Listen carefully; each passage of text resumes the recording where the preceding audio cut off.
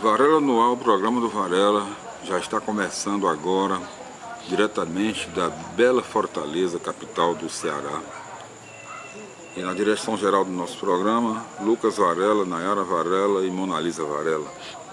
Hoje, dia 3 de agosto de 2011, quarta-feira.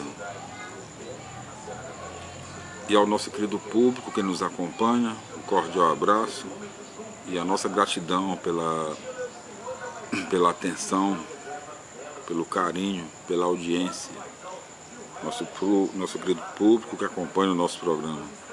E antes de iniciarmos o nosso programa de hoje, nós faremos as nossas indicações ao nosso querido público que nos acompanha. Indicamos Check-up, o programa para toda a família. O assunto é saúde e beleza na TV Diário, a nossa TV, a TV do Nordeste. O programa Check-up, com seus quadros Olho no Olho, Em Forma, Toque de Beleza, Saúde 100%, consultando o seu médico, atualidades odontológicas, dicas das estrelas e as últimas novidades, o dia a dia da medicina, na apresentação da nossa querida estrela Natália Varela, jornalista, apresentando o programa Check-up na TV Diário há mais de 13 anos. Nossa querida Natália Varela é uma figura muito querida, muito amada por todos os cearenses. Jornalista, empresária, proprietária da Varela Estética e Beleza, né? E também radialista e missionária. Depois, nos nossos programas futuros, nós falaremos sobre cada uma desses programas da Natália Varela. Então, o Check-up é levado ao ar domingo à noite, a partir das 8 da noite, às 20 horas, na apresentação da nossa querida jornalista Natália Varela. E você pode participar, você pode solicitar um assunto do seu interesse relativo à medicina. Você pode escrever para a Rua Tomás Acioli 1677, no Dionísio Torres. Você pode, para mais informações, você liga 32669643, DDD 85, de Fortaleza, Ceará. E você acessa www.checkap@tvdiario.tv.br. Check-up. O assunto é saúde e beleza, um programa para toda a família, na TV Diário, domingo às 20 horas, apresentação da nossa querida jornalista Natália Varela. Bom, e no nosso programa de hoje, nós faremos a leitura do livro The Life of Jesus, no título original em inglês, a autora Ellen B. White, A Vida de Jesus, capítulo 32, O Dia do Juízo, como podemos ser salvos nesse dia. O dia do juízo, como podemos ser salvos nesse dia. Com o dia da volta de Cristo coincide o dia em que todo o mundo será julgado. As Escrituras nos dizem: eis que o Senhor vem com milhares dos seus santos para fazer juízo contra todos. E todas as nações serão reunidas diante dele, e apartará uns dos outros, como o pastor aparta dos bodes as ovelhas. Antes, porém, de vir aquele dia, Deus faz advertir a todos os homens do que há de acontecer. Em todos os tempos,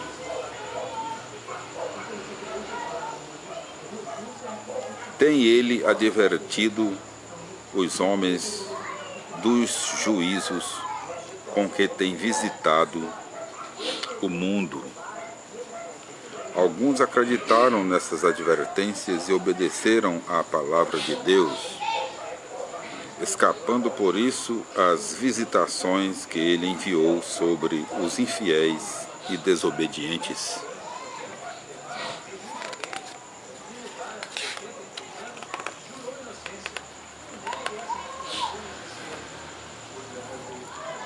Antes de Deus destruir o mundo pelo dilúvio, ordenou a Noé: entra tu e toda a tua casa na arca, porque te hei visto justo diante de mim nesta geração. Noé obedeceu e foi salvo. Antes da destruição de Sodoma, anjos de Deus advertiram a Ló: levantai-vos, saí deste lugar, porque o Senhor há de destruir a cidade. Ló atendeu à advertência e foi salvo. Assim também agora que está próxima a volta de Cristo, somos advertidos da destruição que deve vir sobre todo o mundo.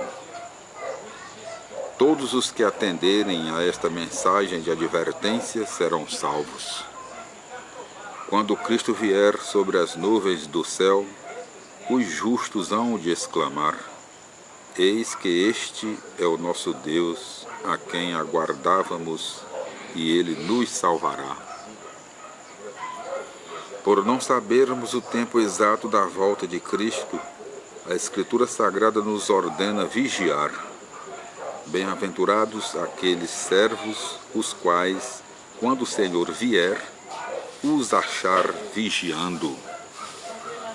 Aqueles que vigiam, aguardando a vinda do Senhor, não estarão ociosos. A expectativa da volta de Cristo há de determinar nos homens o temor do juízo que aguarda o pecado. Ela deve guiar os pecadores ao arrependimento de seus pecados, que consistem na transgressão dos mandamentos de Deus. Enquanto estamos aguardando a volta do Senhor, devemos trabalhar diligentemente. A certeza de que Ele está à porta deve induzir-nos a trabalhar com mais zelo pela salvação de nossos semelhantes. Como Noé proclamou a mensagem de Deus aos homens que viveram antes do dilúvio, assim também nós devemos proclamar a última mensagem à geração atual. Mas, como foi nos dias de Noé, assim será também a vinda do Filho do Homem. Porque como nos dias anteriores ao dilúvio, comiam, bebiam, casavam e davam-se em casamento, até o dia em que Noé entrou na arca, e não o conheceram, até que veio o dilúvio e os levou a todos. Assim será também a vinda do Filho do Homem. Os homens que viveram nos dias de Noé abusavam dos dons de Deus. Sua comida e bebida havia degenerado em glutonaria e bebedice. Olvidando a Deus, entregavam-se a todos os vícios e abominações. E viu o Senhor que a maldade do homem se multiplicara sobre a terra, e que toda a imaginação dos pensamentos do seu coração era só má continuamente. Os homens daquele tempo foram destruídos por causa de sua impiedade. Os homens praticam hoje as mesmas coisas: glutonarias, intemperança, paixões irrefreadas, costumes lascivos e toda sorte de abominações enchem a terra. Nos dias de Noé, esta foi destruída pela água. A palavra de Deus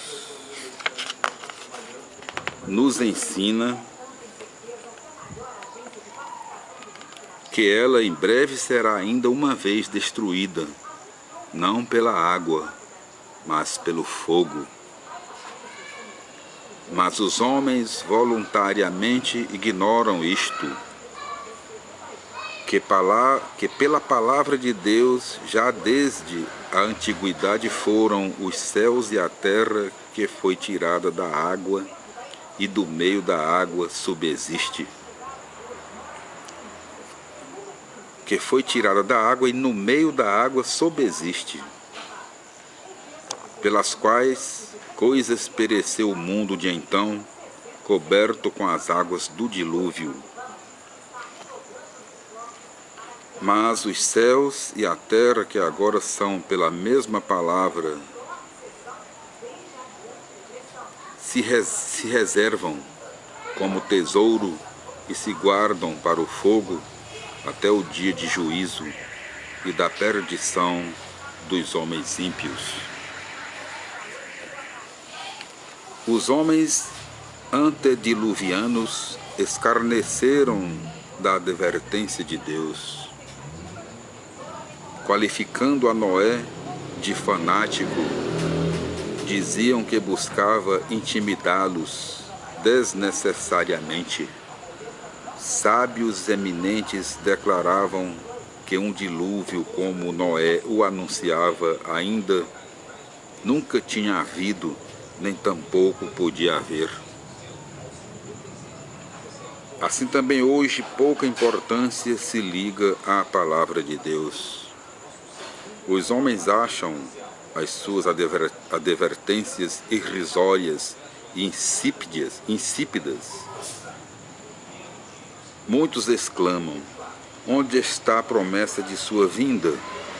Porque desde que os pais dormiram, todas as coisas permanecem como desde o princípio da criação. Mas, segundo a Escritura, é justamente sob tais condições que há de sobrevir a destruição. Pois que, quando disseram há paz e segurança, então lhe sobrevirá repentina destruição.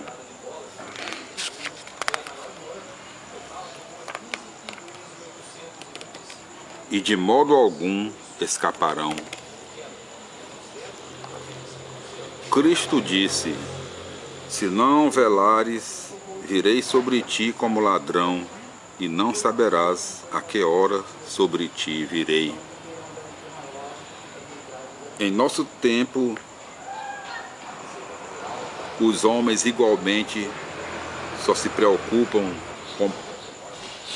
com beber e comer, plantar e edificar, casar e dar-se em casamento. Há muitos que só têm em vista galgar posições. Os que só miram aos gozos mundanos podem ser vistos nos teatros, nas casas de jogo e noutros lugares de divertimentos.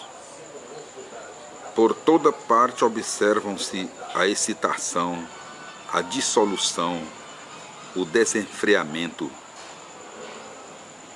Contudo, o tempo da graça vai tocando ao seu termo e logo terá expirado para sempre.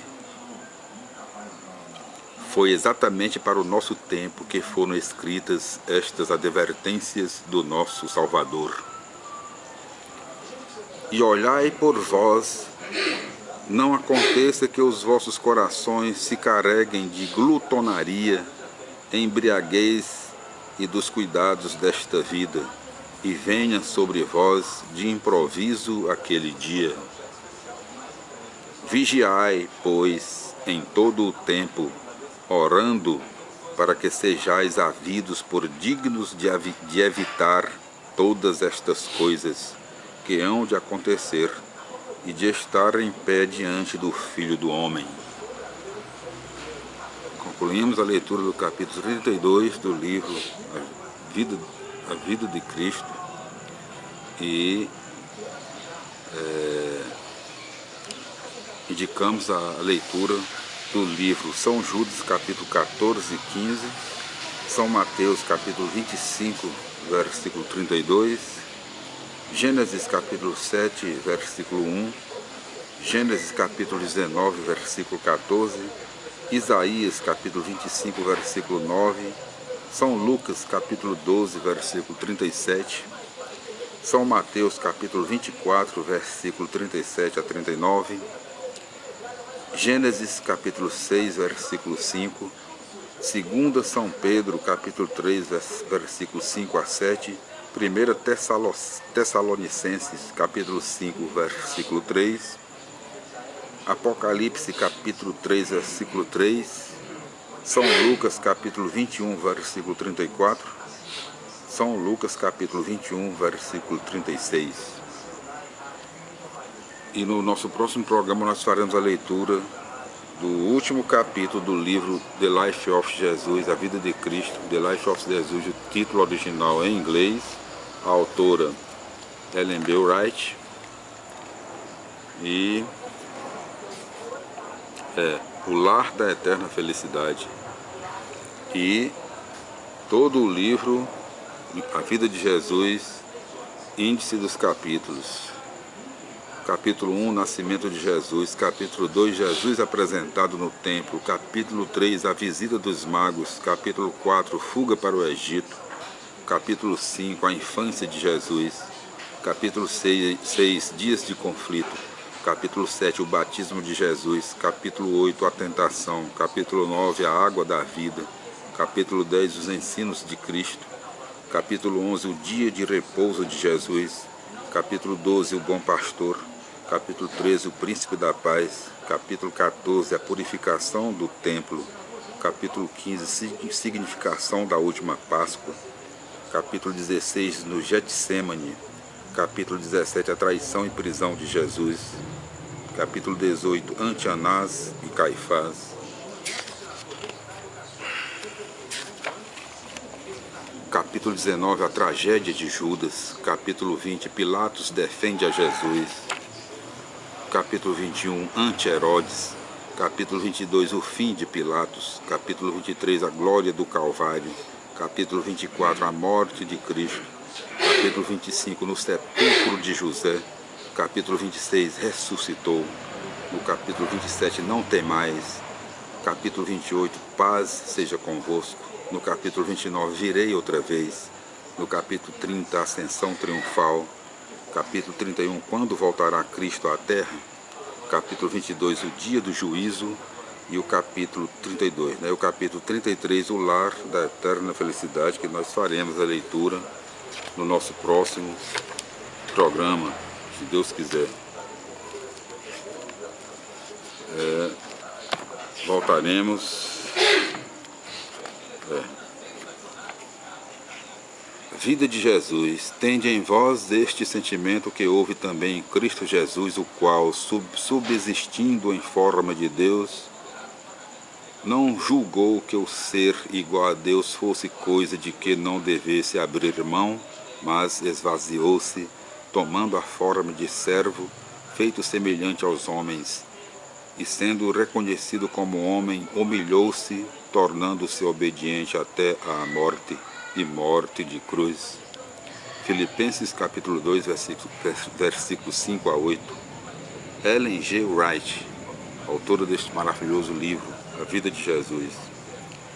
Premiado com medalha de ouro na grande exposição de São Paulo, comemorativa ao 4º centenário da fundação de São Vicente, em 1932, e com 2 medalhas de diploma na exposição Farroupilha, em Porto Alegre, em 1935.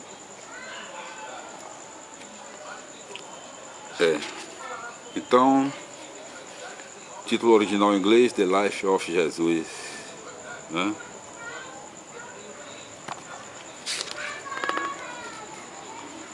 O prólogo.